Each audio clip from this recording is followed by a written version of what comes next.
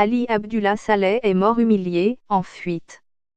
Les miliciens qui l'ont abattu ont filmé son corps et son crâne ouvert, en gros plan, tandis qu'ils le chargeaient dans une pauvre couverture à fleurs à l'arrière d'un pick-up, lundi 4 décembre.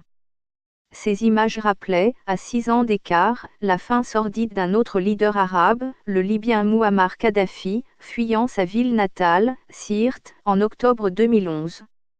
La comparaison s'arrête là, peu de Libyens ont pleuré la mort de Kadhafi. Mais le Yémen portait lundi le deuil d'Ali Abdullah Saleh. Un deuil amer, inquiet, pour un président renversé en 2012 dans la foulée des « printemps arabes », un chef de guerre de 75 ans parmi ceux qui se disputent aujourd'hui le pays, derrière lequel une part de Sanaa et du Yémen s'abritait. Saleh, ou le souvenir de l'État yéménite, son fantôme et sa mauvaise conscience. Ali Abdallah Saleh, né en 1942 dans le village rural de Beth Aluminium Ammar, près de la capitale, avait commencé sa carrière en nationaliste arabe, au temps des lieutenants-colonels. Sans grande éducation, sans appuis tribaux d'importance mais plus intelligent, plus rusé que tous les autres, il avait gravi les échelons de l'armée après la proclamation de la République, en 1962, au fil d'une guerre civile de 8 ans.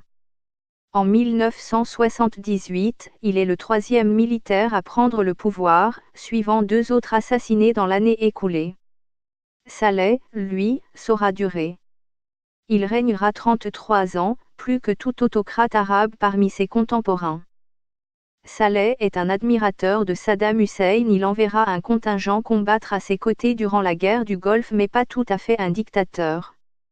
Il sait s'accommoder les tribus dans les zones reculées où l'État n'a que peu de prise, acheter les uns, faire rire les autres. Son entourage sait rendre service, dans les années 1980, lorsque le fils d'un milliardaire saoudien d'origine yéménite, Oussama Ben Laden, recrute des volontaires pour combattre.